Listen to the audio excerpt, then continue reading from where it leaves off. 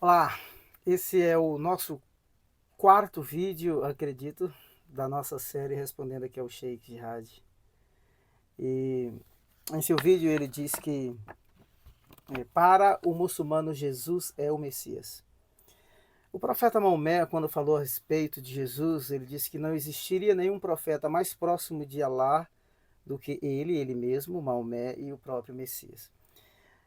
É comum entre os muçulmanos, e você vai ouvir até a Mari, a missionária lá que se converteu ao Islã, dizendo que os muçulmanos jamais vão perseguir os cristãos porque os cristãos creem em Jesus. É verdade. Ou os muçulmanos creem em Jesus. Os muçulmanos creem em Jesus, sim, tá? Creem em Jesus como um profeta. Somente um profeta, não é? Ele foi um mensageiro, é isso que eles acreditam. Ele foi um mensageiro como os mensageiros anteriores, embora o Alcorão o apresente de maneira singular e distinta de todos os profetas, inclusive do próprio Maomé. O Maomé teve que pedir perdão dos seus pecados passado, presente e dos pecados do futuro e dos pecados que ele cometeu durante a luz do dia, as claras e aquilo que ele cometeu em secreto e assim por diante. Jesus é o único chamado de santo. Na Surata, no capítulo 19, eu acredito, verso 19, tá? Apresenta a pessoa de Jesus como um profeta santo e imaculado sem pecado algum. Surata 19, verso 19 diz que eu te considerei um filho imaculado, Maria. Agora, existem três conceitos sobre o Messias. Vamos pensar no conceito bíblico cristão, o judaico cristão. Os judeus ortodoxos ainda esperam a vinda de um Messias que será um libertador. Tá? Veja só que a esperança judaico-messiânica por parte dos ortodoxos é de um libertador poderoso que virá implantar o reino de Yahvé na terra. Primeiro.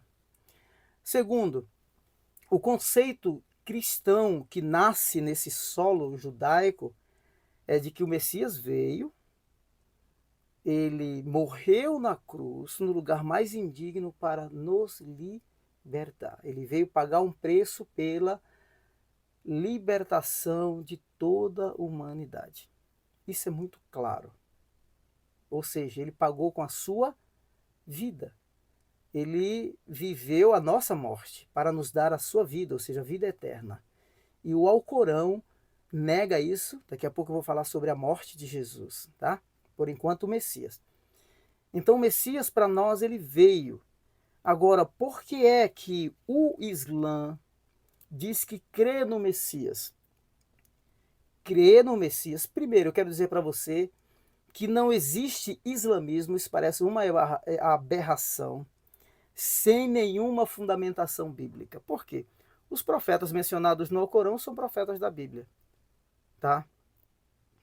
Eles mencionam as revelações, e eu estou dizendo aqui de maneira divergente, porque eles vão dizer assim, nós cremos nos profetas do Antigo Testamento, mas os profetas do Antigo Testamento eram todos muçulmanos.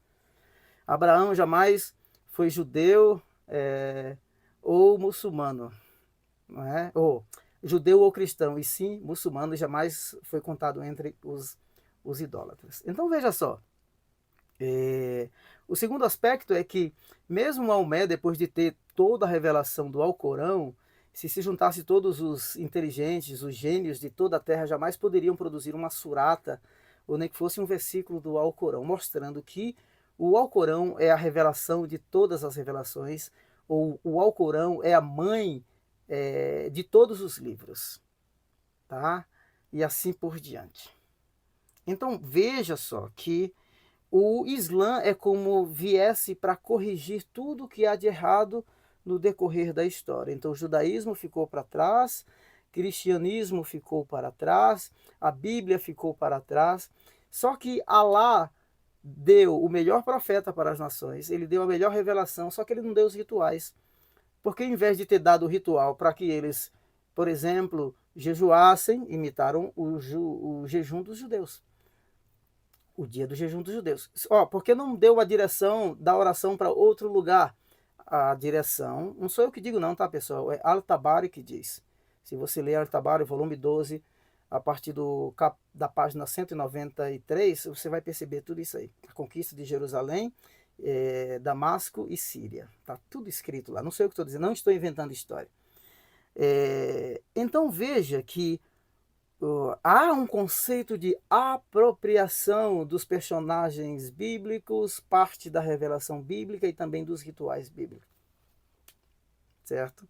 Então há de se pensar duas vezes, né, sobre essa revelação. Mas falando sobre o Messias, o judeu espera, os cristãos esperaram e ele vieram.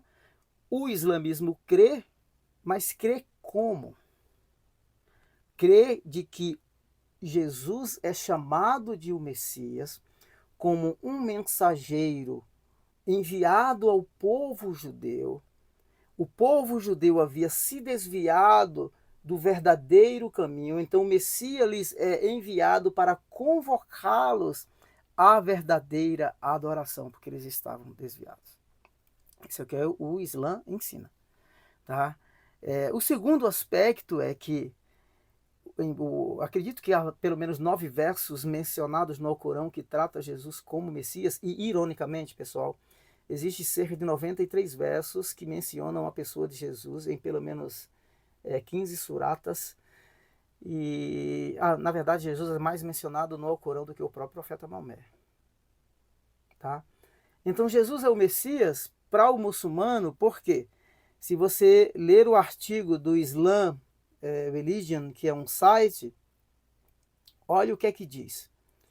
Tem lá os títulos descritivos de Jesus no Alcorão, ele diz o Messias. Eu vou ler aqui para você, para não dizer que eu estou inventando história.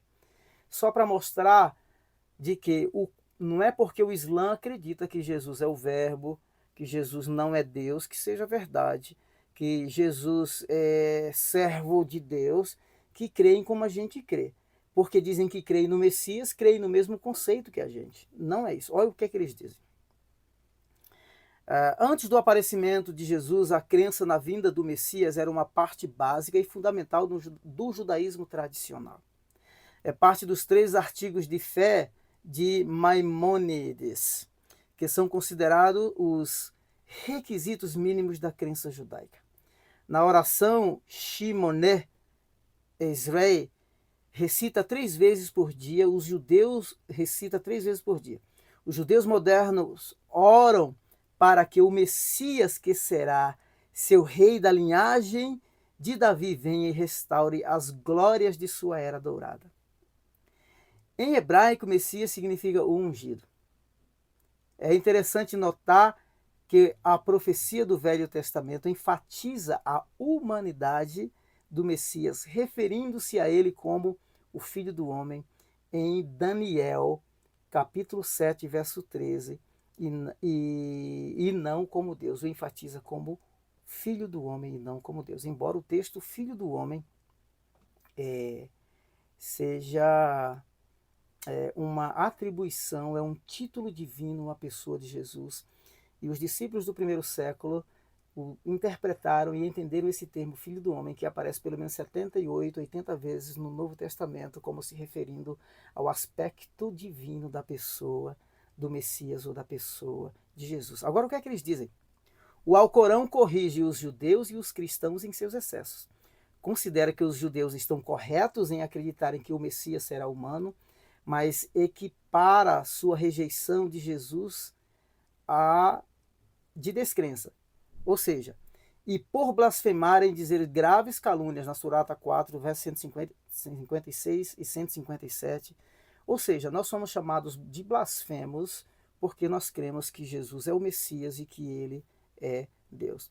Agora, o Islã acredita que Jesus é o Messias, ou seja, o Alcorão se refere a Jesus como Messias, Al-Masih, como eu mencionei, pelo menos 9 vezes.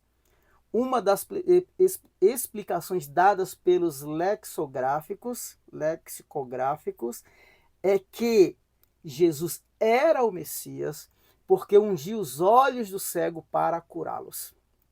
Marcos 3, 43, ele citando. Ou seja, Jesus não é o Messias porque é Salvador do mundo. Jesus não é o Messias porque é santo, perfeito e imaculado.